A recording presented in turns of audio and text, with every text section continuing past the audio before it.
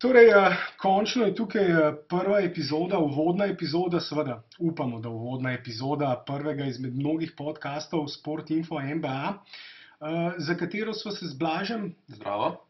odločila, da bova, ko sva razmišljala seveda o potencialni temi za prvi podcast, sva se odločila pač, da bova kar izbrala temo, ki je trenutno najbolj aktualna v MBA ligi na splošno.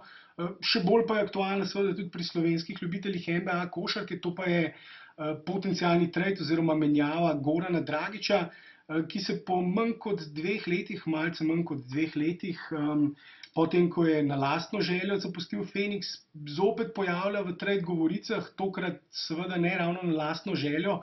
Pravzaprav je sam že povedal, da želi ostati v Miamiju, da verjame Rileyju, verjame v njegov proces izgradnje novega moštva in verjame, da bo ta proces čim krajši, ampak dejstvo je, da se že od poletja naprej Goran pojavlja v različnih trade govoricah in morda recimo za začetek pogledava ozadje tega, zakaj se Goran spet pojavlja v teh trade govoricah. Za enega od prihodnjih podcastov, morda naslednji teden, bo pa prihranila potem malce širšo temo celotnega prestopnega roka, namreč do konca prestopnega roka je še približno en mesec, 23. februarja ga bo konec in v tem času bo to glavna tema, ki bo prevladovala pri vseh ljubiteljih NBA košarke. Prestopni roki so pravzaprav tisto, kar pogosto, še posebej v moštvih, ki so zelo slaba, navijače zanimajo bolj kot sama igra njihovega slabega moštva, in to ne velja samo pri košarki, ampak tudi pri nogometu. Tako da bova prihranila malce širšo temo celotnega prestopnega roka za naslednjič. Tokrat pa bova konkretno pogledala Goranov trade, potencialni trade, o katerem se govori že od poletja naprej. In Blaž, zakaj se je poleti spet začelo govoriti o Goranu kot o potencialnem trade kandidatu, kot o igralcu, ki bo morda zamenjal sredino? Ja, zato je treba najprej pogledati, kaj se je v bistvu pri Miamiju dogajalo poleti, ne. Odšlo je precej igralcev, ki so v bistvu bili nosilci moštva. Vemo, da je odšel njihov super zvezdnik Dwayne Wade, ki je odšel v Chicago, odšel je Luol Deng za dober denar v Lakerse, odšel je Joe Johnson. Ostal je zaenkrat še sicer Chris Bosh, ampak glede na njegovo zdravstveno stanje, kjer je v bistvu ta njegova bolezen z krvnimi strdki tako resna, da verjetno ne bo nikoli igral profesionalne košarke več. Vsaj tako pravijo neki novinarji, ki ga poznajo tudi osebno in so dokaj zanesljivi. Sicer se je pojavilo v nekih govoricah, da bi ga mogoče kakšno moštvo v NBA-ju bilo pripravljeno vzeti, recimo, če gledamo bolj natančno, Chicago naj bi izrazil to željo, ampak skoraj sigurno mislim, da ne bo več stopil na parket, sigurno pa ne bo stopil na parket v dresu Miamija. Tako, to je sedaj že jasno, da za Miami on nikoli več ne bo zaigral. Ja, in potem, ko seštejemo vse te razloge, in ugotovimo, da sta v ekipi ostala od teh res vrednih igralcev le Dragić in Hassan Whiteside, ki je letos poleti podpisal novo pogodbo, vredno približno 100 milijonov.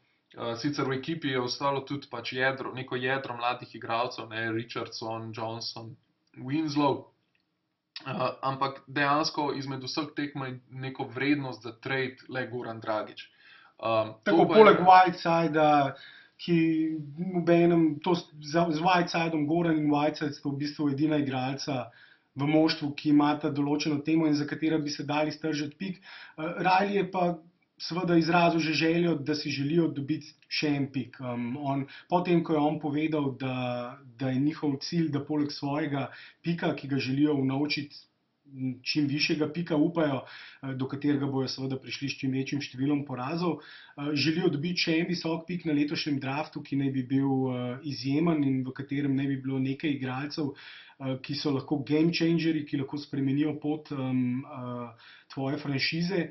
Je seveda postalo jasno, da potem, ko je pač Riley izjavil to namero, da želi dodaten pik, da sta Goran in Whiteside, kot si povedal, edina igralca, za katera dva se da iztržiti, kakšen spodoben pik. Ja, ampak težko je verjeti, da bo Riley menil Whiteside, sploh glede na to, da je lih podpisal novo pogodbo. Ne? In ravno zaradi tega se je v bistvu Dragić začel pojavljati v govoricah. Ne? Recimo so govorice tudi, da bi mogoče kdo hotel Whiteside, ampak predvsem prevladuje Dragić.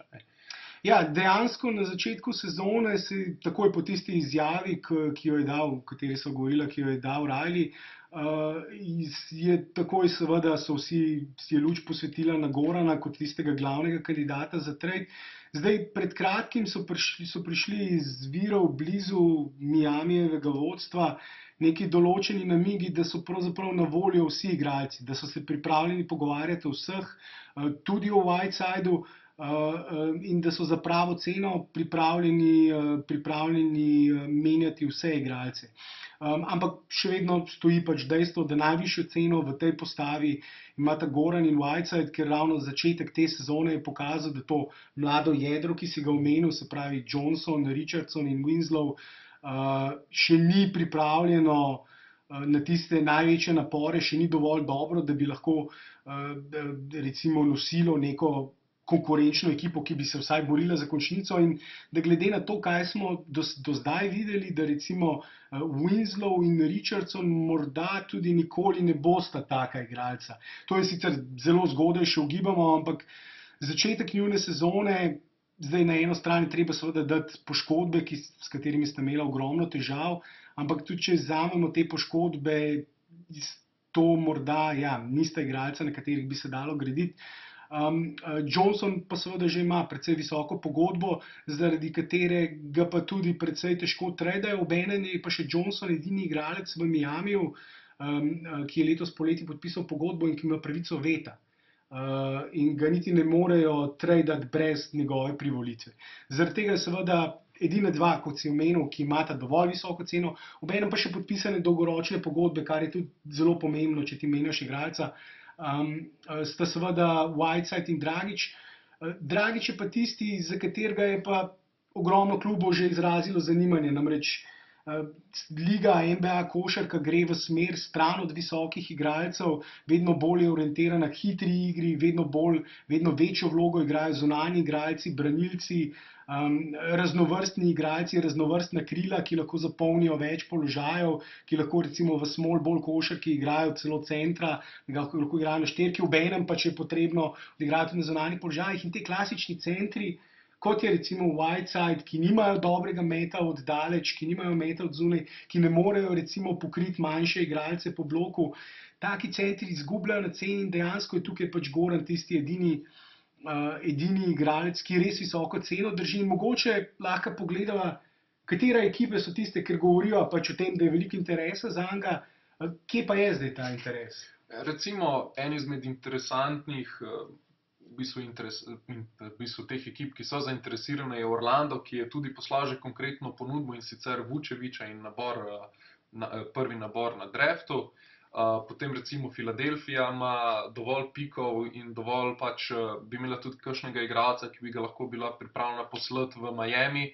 Milwaukee recimo, Minnesota, omenil se je Ricky Rubio in draft pick. Tudi Chicago recimo, ki bi se rad znebil Rajona Ronda, New Orleans in do nedavnega tudi Sacramento, ki je razmišljal, da bi v Miami poslal Rudyja Gaya, ki je na iztekajoči pogodbi, vendar se je sedaj Gay poškodoval in zato menjava, mislim, da ni več nobenih resnih možnosti. Rudy Gay si je strgal Ahilovo tetivo in bo zdaj potreboval izredno izjemno neugodna pogodba, po kateri se mnogi igralci niso več vrnili resno. Poškodba. Poškodba, sem rekel pogodba. Ja. Izredno težka poškodba, in poškodba, po kateri se mnogi igralci niso več vrnili isti, zaradi tega seveda ta menjava ni več možna. Ja, in zanimivo bo videti do konca meseca, kaj bojo dejansko pripravljeni žrtvovati, oziroma je treba tudi pogledati, katera ekipa bo na koncu recimo temi malo obupana in bo pripravljena plačati mogoče celo več, kot Miami zahteva za Dragića. Tako, vedno pred koncem iz toho prestopnega roka, vedno tiste ekipe, ki so malo bolj obupane, ki lovijo mesto v play-offu, so pripravljene ponuditi več in Miami verjetno čaka tudi na to še. Želel sem samo to še dodati, ko si omenil Orlando in ponudbo Vučevića in pik za Dragića. To je ponudba, ki jo je Miami že zavrnil. In o tem smo tudi poročali na naši strani. Pa dodal bi še kot dve moštvi, ki ste se tudi omenjali kot potencialne destinacije, ampak o katerih se ne da resno pogovarjati, predvsem zaradi tega, ker ne morejo plačati cene, ki jo Miami zahteva. To sta pa Houston in San Antonio. Houston praktično že od takrat, ko je Goran zapustil Houston in prestopil v Phoenix, se pojavlja v raznih kombinacijah za njega in je tudi po tem zadnjem prestopu iz Phoenixa bil eden izmed glavnih kandidatov. San Antonio pa seveda rabi neko alternativo za Parkerja, ki se stara, in na drugi strani Millsu pa letos poteče pogodba in je ravno to tema, na katero se bo zdaj lahko mogoče tudi navezala, namreč Mills je eden izmed teh igralcev, ki bo letos verjetno podpisal izjemno visoko pogodbo. In zdaj, če greva, hotel sem reči, da namreč razloge za in proti, zakaj bi recimo Miami zamenjal Gorana, kaj jim to prinese in zakaj ga ne bi, je mogoče eden izmed razlogov, sicer malo prehitevam, ampak razlogov proti tudi ta Goranova zelo ugodna pogodba, namreč letos poleti in prejšnje poletje je izjemno veliko igralcev podpisovalo neverjetno visoke pogodbe, recimo Mike Conley, ki je povsem primerljiv po statistiki z Goranom, je podpisal več kot 30 milijonov na sezono, torej ima Goran skoraj pol nižjo pogodbo, malce več, ampak izjemno ugodno pogodbo za to, kar njegova statistika prinese letos. Zaradi tega je to tudi še ena stvar, o kateri bo mogoče malo med temi razlogi za in proti se pogovorila. A pa greva najprej mogoče pogledati razloge, zakaj bi Miami tradal Gorana. Kaj jim prinese njegov trade, zakaj sploh razmišljajo o tradu in kaj bi s tem tradom lahko dobili. Ja, in v bistvu, tako kot si rekel, njegova ugodna pogodba je ravno ena izmed stvari, zaradi česar bi Gorana Dragića lahko tradal. In to je ravno zaradi tega, ker je ta pogodba vredna več, kot pa samo te številke. Ker ta ugodna pogodba prinaša Dragiću dodatno visoko vrednost. Predvsem, če gledamo še glede na statistiko, ki jo on producira. In s tem, ko bi tradal Dragića, bi sigurno dobil nazaj neko konkreten močan pik, mogoče kakšnega dobrega mladega igralca, če bi recimo, ko smo omenjali Minnesoto, če bi Minnesota poslala v Miami en nabor na draftu, se pravi v prvem krogu in zraven še kakšnega tega perspektivnega mladega igralca. Lavajna ali Wigginsa mogoče. Bi to sigurno bi bila izjemno visoka cena, ki bi jo Minnesota plačala za Dragića, ampak to ravno na račun te ugodne pogodbe, ker, tako kot si že omenil, Mike Conley ima dvakrat višjo pogodbo za podoben učinek kot Goran Dragić in se za njega sigurno kaj takega ne bi dal iztržiti. Potem je treba gledati tudi, Dragić ni več najmlajši. In zdaj, če hoče se, govorimo seveda v narekovajih, če hoče Miami pomladiti ekipo, je v bistvu Goran prvi, ki bo šel. Hkrati pa je še ena stvar, v primeru, da Boš res ne bo nikoli več igral košarke,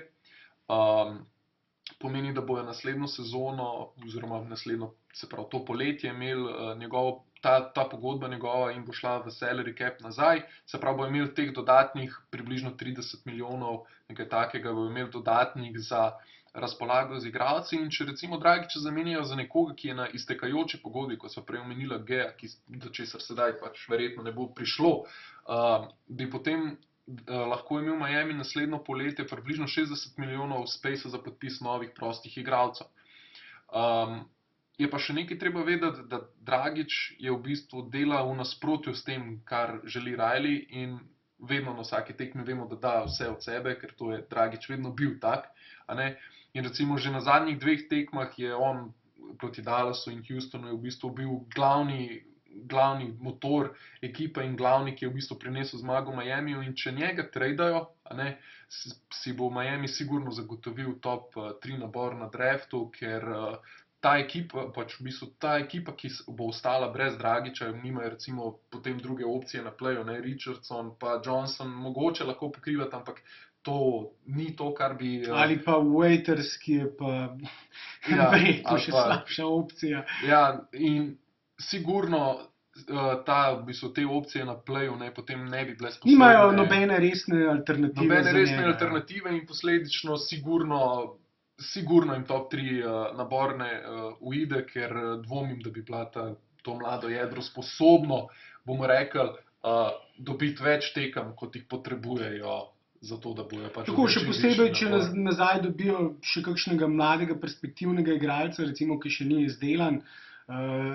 potem seveda je jedro ekipe še mlajše, še bolj neizkušeno in Dragićeva menjava še posebej, vsekakor pa v menjavi na trgu ni nobenega organizatorja, nobenega playa, ki bi bil vsaj deloma primerljiv z Goranom oziroma z njegovo kvaliteto, zaradi tega ne glede na to, kar bojo nazaj dobili na poziciji playa, nazaj ne bojo dobili primerljivega igralca.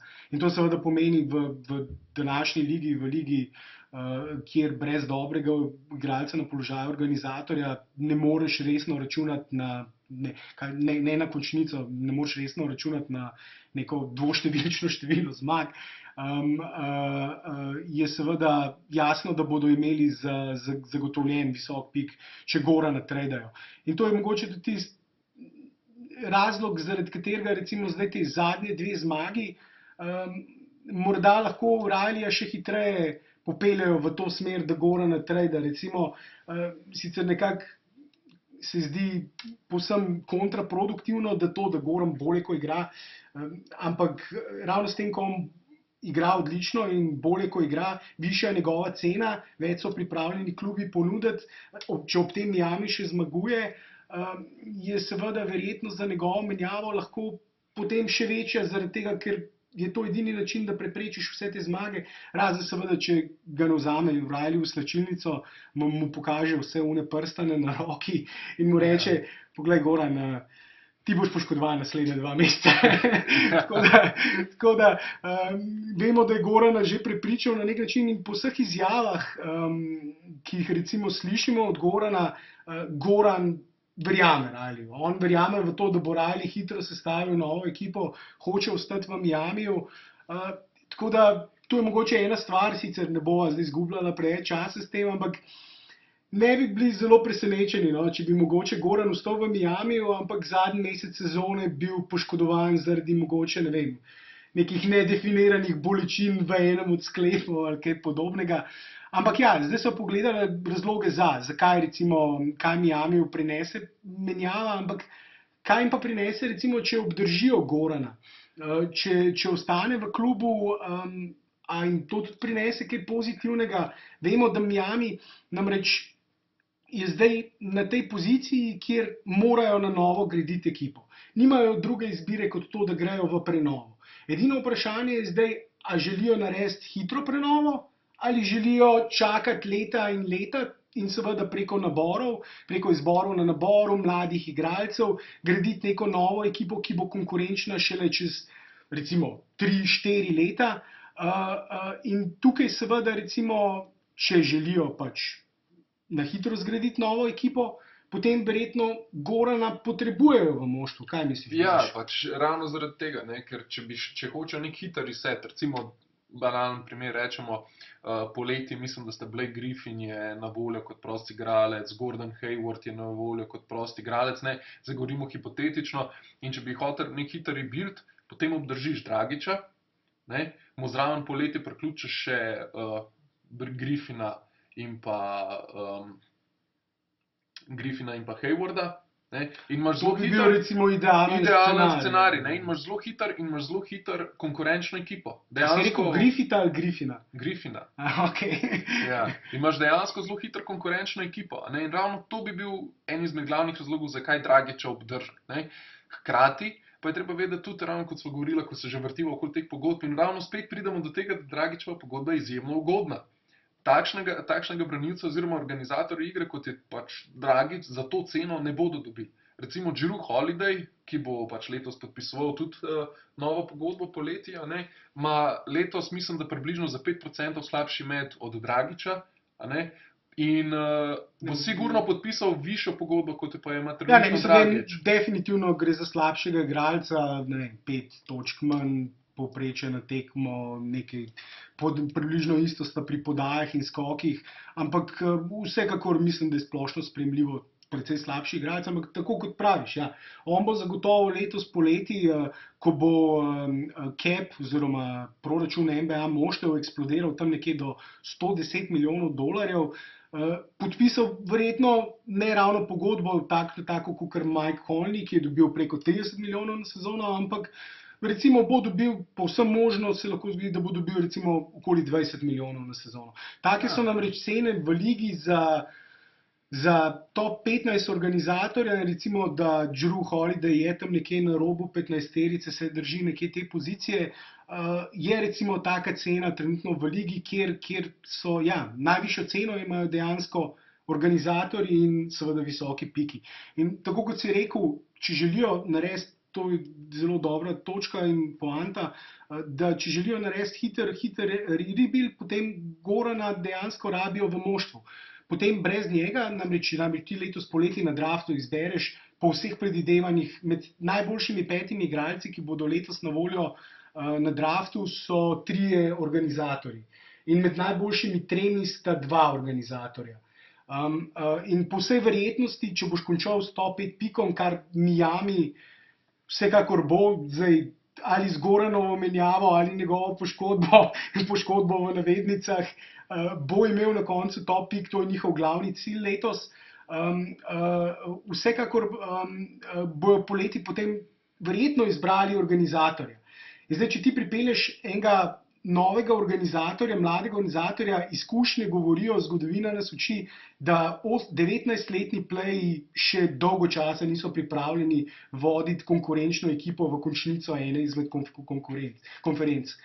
Najboljši organizatorji v ligi, najboljši pleji v ligi so rabili 2, 3, 4 leta, da so recimo začeli igrati konkurenčno košarko. Ja, recimo tudi Dragić, ne, po drugi strani. On je tudi potreboval par let, da je dejansko v bistvu se izoblikoval v igralca, ki je zdaj. Ne. Pa ni treba, mislim, veš, lahko pogledaš primer Chrisa Paula, lahko pogledaš primer Russella Westbrooka pa Kevina Duranta. Mislim, 2 top 5 igralca v isti ekipi sta rabila 2 leti, sta rabila 3 leta, da so prišli v play-off. Potem seveda hitro prišli do finala, zelo hiter je talent, seveda še s Hardnom se ga ni dalo zanikati, ampak 2 top 5 igralcev, oziroma po nekaterih domnevah bi lahko rekli, da so Russell Westbrook, Kevin Durant in James Harden 3 od 5 najboljših igralcev v ligi. Ne bova zdaj načela te debate, ker se bova pobila, ampak lahko bi to trdila in to je bila ekipa, ki je rabila par let, da je dozorela. In zaradi tega, če daš to v kontrast za primer, potem lahko domnevamo, da Miami naslednje leto ne bo imel, oziroma v sezoni 17-18 ne bo imel v svoji postavi 3 od 5 najboljših potencialnih igralcev v ligi. In če bi jih imel, bi rabil recimo par let, da bi dozorel. Zaradi tega, če želijo narediti hiter reset, če želijo pripeljati, če želijo poleti štartati na hitro izgraditi ekipo, ki bo konkurenčna in mogoče naslednjo sezono se borila za končnico ali pa še kaj več, je Gorana treba obdržati. Nimajo druge opcije. Ja, ampak recimo, če pa pomisliva tudi tako, ne, recimo mi je šlo malo prej iz glave, recimo letos poleti bo na voljo tudi Chris Paul, bo podpisoval novo pogodbo. Ne. In zdaj recimo, če mi tradamo pač Miami, ne mi zdaj, če Miami trada Gorana, ne, in v bistvu sprosti to mesto organizator igre in Riley nekako rata prepričati Paula in Griffina, da se preselita v Miami, ne, potem Gorana ne potrebuje, ne.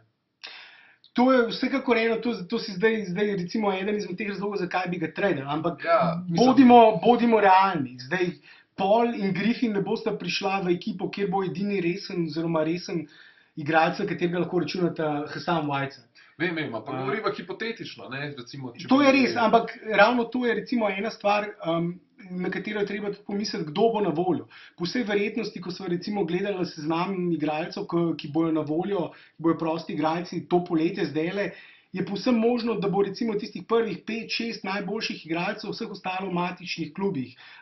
Griffin Paul sta že dva, ampak Curry verjetno ne bo zamenjal kluba, tudi Durant bo po vsej verjetnosti ostal. Mislim, Durant verjetno ne bo šel iz Golden Statea v Miami igrati s Hassanom Whitesidom. Verjetno ne bo pustil Curryja, Thompsona in Draymona Greena, zato da bo prišel v Miami igrati s Hassanom Whitesidom. Ti zato, da pripelješ v svoje moštvo enega odličnega igralca, rabiš že imeti, kar ravno Durantov primer dokazuje, rabiš imeti že sestavljeno neko konkurenčno jedro in tega pa lahko v Miami, bodimo iskreni, Hassan Whiteside in Goran Dragić sta nekaj. Zdaj, okoli njih trenutno ni nič. So recimo slabi igralci, podpovprečni igralci na enoletnih pogodbah, ki igrajo precej pod svojim kariernim povprečjem letos. Torej, idealni igralci za ekipo, ki izgublja, za ekipo, ki tanka. Ampak niso pa to igralci, na katere bi lahko z izjemo Jamesa Johnsona, to je edini tak igralec, ampak ki je letos nekaj pokazal od teh, ki so jih pripeljali na novo, ampak z izjemo njega pa so vsi ostali podpovprečni igralci, ki so recimo bližje D-ligi kot pa recimo končnici. Ja, ampak recimo, če bi zdaj malo pogledala, kaj bi ti rekel, če bi bil ti v Rileyjevi vlogi, se ga splača tradati ali se ga ne splača tradati? Ja, to je zdaj ta,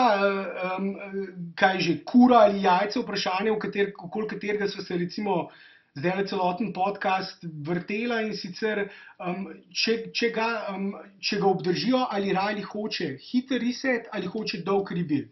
Oba dva, mislim, da se strinjava, da Riley verjetno pri 71 letih, kolikor je star, verjetno ne bo zdaj 3-4 leta gradil nove ekipe. Konec koncev je tudi sam Riley že rekel, jaz čez 3 leta zagotovo ne bom prodajal iste zgodbe o mladih igralcih, o grajenju nove ekipe in s tem nakazal neko možnost, da želi, oziroma povedal nekako posredno, da ga zanima čim hitrejši rebuild, da želi čim hitreje prenoviti ekipo in sestaviti neko konkurenčno ekipo. In tako kot sva že rekla, če želiš ti imeti konkurenčno ekipo danes, rabiš dobrega organizatorja. Edini dobri organizator, za katerega se trenutno govori, da je na voljo, je Goran Dragić. Ti imaš Gorana Dragića, zaradi tega se ga seveda ne splača tradati, ker boš mogel za primerljivega, kot so ugotovila, organizatorja, ne za primerljivega, za slabšega organizatorja boš mogel plačati precej več. Novega rukija, novinca, če ga pripelješ, bo pa trajalo precej več časa, kakor Riley verjetno želi čakati. Ja, še posebej glede na to, da je doba branilcev, in je pač NBA je trenutno res na tej hitri košarki, na low ballu in tako naprej, in dejansko small ballu, ja. Dejansko pač potrebuješ res kvalitetnega organizatorja igre, Pač recimo, si predstavljaš, da bi v tem času zdaj Magic Johnson igral. Ja, mogoče bo čez nekaj let zopet prišel v ligo, ampak pod drugačnim imenom, Luka Dončić. Mogoče pa res. Ja, mogoče pa res. Saj glede na to, kaj pišejo o Dončiću na različnih portalih, kjer ga že primerjajo z raznimi draženji in podobno.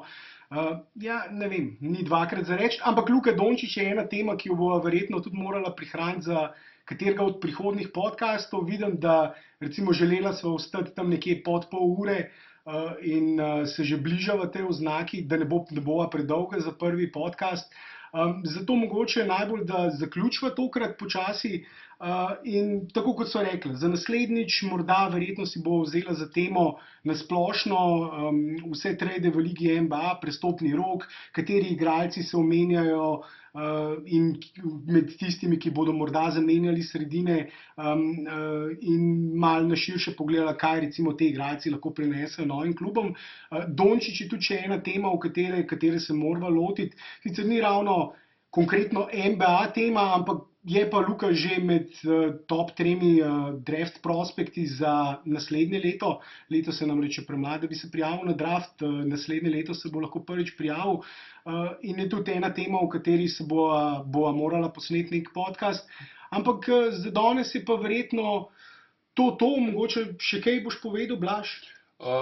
V bistvu, kar bi sam povedal, sledite nam na socialnih omrežjih, NBA Slovenija original na Facebooku, sportinfo.si na Twitterju, tudi na našo stran ste lepo vabljeni, sportinfo.si, vsak dan boste najdel gor kaj novega. Vsakega komentarja glede najnega podcasta bova zelo vesela, kakršnekoli kritike, če sva kaj pozabila, spomnite naju. To bi bilo to z moje To strani. mislim, ja, da je to na to zadnje najbolj pomembno. Zelo vesela bo kakršnih koli komentarjev, če sva kaj pozabila, če sva se kje zmotila, če sva bila predolga, če sva preveč nakladala, če je moj glas siten, če je od Blaža glas siten.